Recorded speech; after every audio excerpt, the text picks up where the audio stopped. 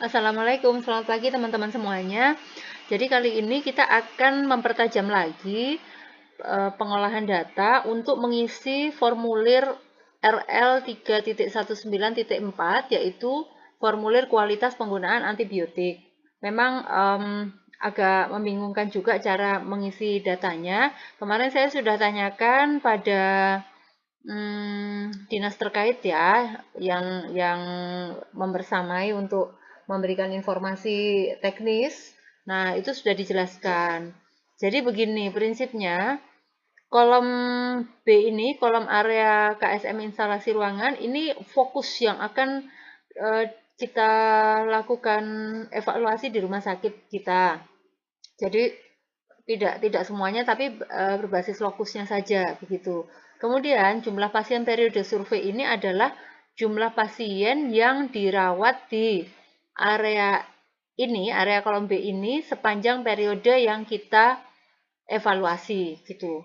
Nah, kemudian pasien yang menggunakan antibiotik ini artinya adalah antibiotik yang kita teliti atau yang kita evaluasi gitu. Misalnya berbasis lokasi ya berarti di lokasi ini penggunaan antibiotik yang kita uji itu berapa gitu. Nah, nanti kalau misalnya ada beberapa, misalnya semua antibiotik yang kita uji, ya berarti jumlahnya akan berbeda gitu ya. Gitu. Tapi yang jelas ini pasien yang menggunakan antibiotik di sini maknanya adalah antibiotik yang kita lakukan evaluasi terhadapnya begitu. Nah, kemudian persennya bisa dihitung. Kemudian untuk mengisi kategori Gisens ini saya merumuskan ngelink ke sheet olah data 3 ini gitu. Jadi di sini abaikan dulu kolom E dan seterusnya ya. Jadi kolom yang kita amati saat ini hanya kolom A, B, C begitu ya. Nah, di sini kita bisa pilih yang mau kita analisis tentunya rawat inap ya karena kita bisa membersamai perjalanan penyakitnya dan terapinya di rumah sakit. Kemudian nama obatnya juga bisa kita pilih. Kemudian rutenya apakah oral ataukah parenteral? Biasanya sih kalau yang lebih sering dianalisis di rumah sakit itu yang penggunaan parenteral ya. Kemudian di bangsal mana gitu. Nah, itu bisa teman-teman sesuaikan dengan kondisi di rumah sakit teman-teman semuanya. Nah, nanti datanya akan muncul di sini di A7 sampai ke bawah ini ya. Dan jumlahnya akan muncul di sini. Artinya ada 21 data atau rekam medis yang memuat ini ya, dia dirawat inap, yang level menggunakan level voksasi di bangsal ini begitu. Nah, 21 ini yang terdiri di sel A7 ke bawah ini nantinya kita harus cari riwayat pengobatannya gitu, data-data rekam medisnya yang lengkap gitu. Bisa elektronik kalau memang sudah ada sistem informasi yang memadai di rumah sakit teman-teman, atau bisa juga secara manual dengan cara mengakses atau meminjam rekam medis di bagian terkait gitu. Ya tentunya kalau profesi pemberi asuhan sepertinya bisa ya mengikuti prosedur di masing-masing rumah sakit. Nah, kemudian data tadi dimasukkan di mana? Dimasukkan di olah data 4, saya pakai data dummy. Jadi data rekam medisnya juga dummy ya, kita coba. Yang diisikan adalah area KSM ya, silakan bangsal mana, kemudian nomor rekam medisnya diisikan. Jangan lupa untuk rekam medisnya diduplikasi sampai ke bawah, data ya, membuat data bukan laporan ya. Jadi data, kemudian informasi yang tertulis di rekam medis bisa diisikan di kolom key ini. Waktu masuknya, histori perawatannya, oh dia misalnya dari perawat intensif kemudian pindah ke bangsal dan seterusnya, kemudian diagnosisnya apa, tindakan medis selama di rumah sakit bagaimana, dan terapi pulangnya apa. Kemudian kolom berikutnya T dan seterusnya ini memuat data DPO atau kalau kita biasanya pakainya UDD ya. Nah, UDD itu kan metode penyiapan obatnya, tapi metode permintaan obatnya itu kan DPO, daftar permintaan obatnya itu bisa kita ketik di sini, atau kalau sudah elektronik juga kita copy paste aja bisa. Obatnya apa pada hari pertama, kedua, ketiga, keempat, dan seterusnya perawatan itu diberikan jam berapa. Gitu ya. Misalnya naik dosis, turun dosis berarti ada stop. Nah, seperti ini. Ini omeprazol misalnya 1 vial per 12 jam, stop turun dosis gitu ya, mulai dari hari kedua. Maka di hari kedua ini ada omeprazol di sini jadi per 24 jam, maka diberikan hari ketiga. Ini kita ikuti riwayatnya terus gitu ya. Saya stop turun dosis atau stop memang ganti gitu ya, stop ganti levo dan seterusnya itu tertulis di sini. Nah, obat pulang kita tulis di kolom AB. Di sini contohnya obat pulangnya misalnya tadinya sudah digunakan di rawat inap, maka kita tuliskan setara atau sejajar pada baris yang sama supaya kita bisa menghitung.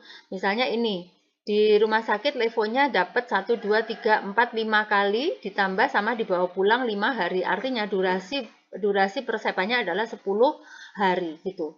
Kemudian misalnya ini yang dibawakan pulang ya, aspilet misalkan di sini diberikan 2 hari tapi digunakan ditambahkan 7 hari dan seterusnya. Nah, kalau ada data lab bagaimana teman-teman? Data lab itu bisa nanti ditambahkan dalam bentuk screenshot seperti ini atau dalam bentuk tabel. Kalau misalnya ada bisa diakses dalam bentuk tabelnya, tapi kemarin saya berpikir banyak-banyakin kolom gitu ya, bacanya tuh sama aja kita lihat-lihat seperti ini gitu. Jadi kemarin saya screenshot aja, toh kita nggak banyak lihat ini, paling lihat dia di kultur apa enggak seperti ini kan, misalnya ada ya kelihatan kecil banget ini mikroskopisnya, oh dia ada bakteri bentuknya apa dan seterusnya dari hasil labnya. Kemudian paling kita lihat kalau memang antibiotiknya itu ada terkait dengan penggunaan yang berbeda pada pasien dengan gangguan ginjal, itu berarti kita perlu tahu nilai kreatininnya misalkan seperti itu. Atau kalau misalnya antibiotiknya terkait dengan pasien dengan gangguan hepar misalkan, itu kita lihat SGBT, SGOT-nya dan seterusnya.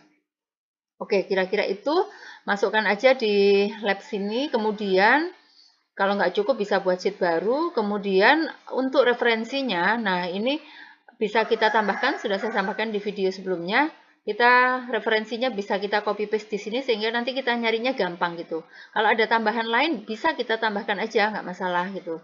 Termasuk ini di bawah kemarin kan ada saya kasih ini fluoroquinolone comparison chart gitu. Jadi untuk levofloxacin itu keterangannya untuk pasien dengan gangguan ginjal misalnya seperti itu. Kemudian dosisnya dan seterusnya itu bisa kita tambahkan sebagai referensi di sini. Nah, kemudian sebagai apoteker atau bagian farmasi itu mestinya dia selain mengumpulkan data, dia juga bisa melakukan pendalaman atau penggalian informasi terkait data-data ini.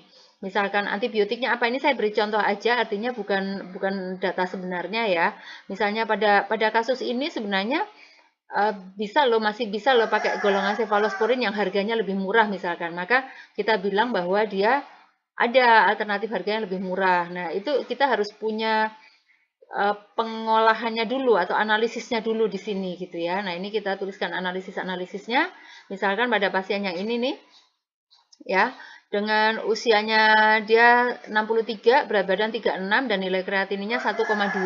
Maka kita bisa hitung nilai clearance kreatininnya. Nah, ini nanti kita comparekan dengan teorinya di sini, dengan referensinya di sini untuk clearance kreatinin segitu, itu berapa seharusnya dosisnya. Nah, seperti itu.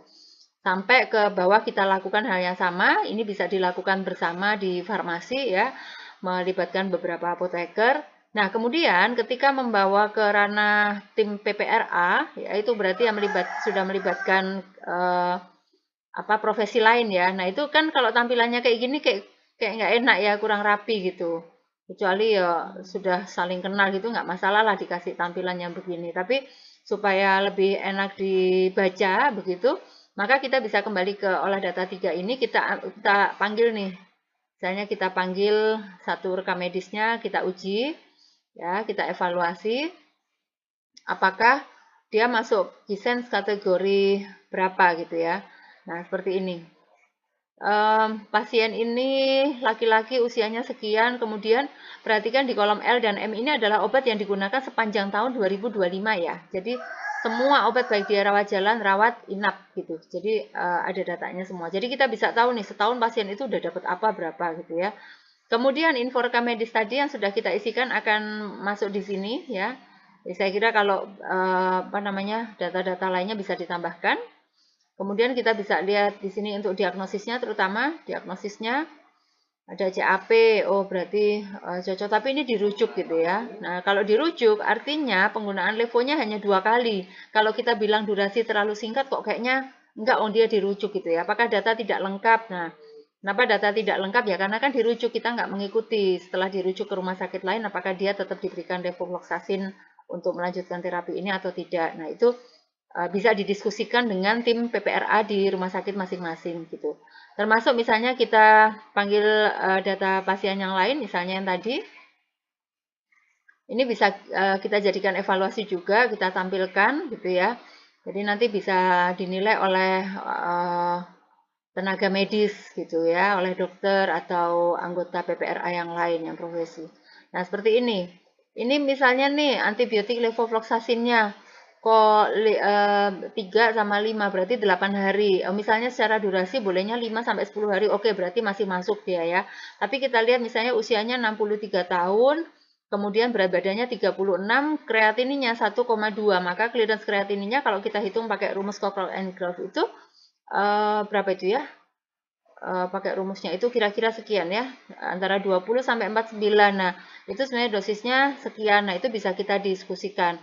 Jangan-jangan pasien ini ada kondisi lain yang kita nggak tahu gitu. Maka itu perlunya untuk dibahas lintas profesi gitu ya, melibatkan dokter, kalau perlu melibatkan bagian laboratorium juga dan seterusnya begitu. Ini berarti kita bisa kategorikan apa? Apakah durasinya kah? Apa kok durasi apa namanya? Intervalnya kah? Karena di sini kan atau dosisnya ya. Kalau ini kan sama-sama 24 jam gitu atau dosisnya gitu. Maka apakah tidak tepat dosis atau apa? Nah, hasil diskusi ini kita masukkan di olah data 4 ini, teman-teman. Kita masukkan di olah data 4 ini, kita sesuaikan dengan nomor rekam medis yang kita uji tadi. Kemudian secara otomatis angkanya akan masuk di sini. Nah, ini yang jadi pertanyaan nantinya gini, ketika dia masuk kategorinya 4A dan 4B misalkan, atau kategorinya 2A dan 2B misalkan. Nah, itu apakah dia dihitung sebagai 2 ataukah dihitung sebagai 1? Gitu ya. Dalam hal ini, misalnya ini kan totalnya antibiotik yang kita uji misalnya datanya rekam medisnya 21. Maka kalau misalnya itu tadi kita hitung, maka hasilnya bisa jadi lebih dari 21 gitu ibaratnya ya. Ini kenapa 42? Karena uh, double ini, karena kan tadi saya kasih data dummy ya di sini. Ya prinsipnya seperti itu kira-kira, tapi setidaknya ini memudahkan kita untuk mengumpulkan data, membaca dan mengolahnya. Kayak gini kan kita bisa lihat. Ini bisa lagi loh teman-teman dibikin misalnya, loh ini clopidogrel ya, pasiennya pulang dapatnya clopidogrel lansoprazol. Andai kata dia pulang dapatnya clopidogrel omeprazol gitu, ada interaksi nih, itu bisa jadi bahan evaluasi lainnya gitu ya, nggak terkait dengan ini. Tapi setidaknya saya kira analisis gizen ini akan sangat bermanfaat dan tentunya tidak bisa dilakukan seorang diri, perlu tim gitu ya, yang melibatkan beberapa profesi medis dan penunjang medis. Itu saja, mudah-mudahan bermanfaat. Assalamualaikum warahmatullahi wabarakatuh.